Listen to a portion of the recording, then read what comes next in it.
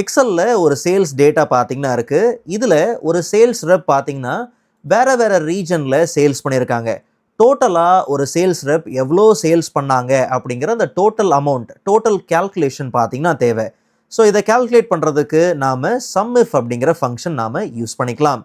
Range ஆர்குமெண்ட்ல எந்த நேமை, அதாவது எந்த டேட்டாவை எந்த டேட்டா ரேஞ்சில் இருந்து தேடுறோமோ அதை தான் ரேஞ்ச் ஆர்குமெண்ட்டில் நம்ம கொடுக்கணும். ஸோ நாம் தேடுறது நேமு, அப்போது நேம் ரேஞ்சை ரேஞ்ச் ஆர்குமெண்ட்டில் செலக்ட் பண்ணிக்கலாம். ஃபியூச்சரில் மல்டிபிள் ரிசல்ட்ஸ்க்கு நீங்கள் ஃபில் பண்ணுவீங்க அப்படிங்கிற பட்சத்தில் F4 கீ ப்ரெஸ் பண்ணி ஆஸ் அப்சல்யூட் செல் ரெஃபரன்ஸாக இதை லாக் பண்ணிக்கோங்க. பட் நமக்கு இப்போதைக்கு பார்த்தீங்கன்னா அவசியம் இல்லை. ஓகே, கமா கொடுத்தோம்னா க்ரைட்டீரியா, நேம் ரேஞ்சில் எந்த நேமை தேடுறோம் அப்படிங்கிறத டபுள் கோட்டில் கொடுக்கணுனாலும் கொடுக்கலாம். நமக்கு ஏற்கனவே ஒரு செல்லில் இருக்குது. ஸோ அந்த நேம் இருக்கக்கூடிய செல்லோட ரெஃபரன்ஸை கொடுத்துடலாம்.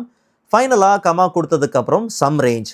ஸோ கரெக்டாக வேல்யூ இருக்கக்கூடிய அந்த ரேஞ்சை செலக்ட் பண்ணிவிட்டு ப்ராக்கெட்டை க்ளோஸ் பண்ணிவிட்டு என்டர் கொடுத்துடலாம். ஸோ அப்போ டோட்டலாக கிளார் மட்டும் எவ்வளோ சேல்ஸ் பண்ணாங்க அப்படிங்கிறது இருக்குது. இது டிஃப்ரெண்ட் சேல்ஸ் ரெப்பை நம்ம மாற்றும் போது ஒவ்வொருத்தரும் எவ்வளோ சேல்ஸ் பண்ணியிருக்காங்க அப்படிங்கிற அந்த டோட்டல் அமௌண்ட் பக்காவாக நமக்கு வந்தாச்சு.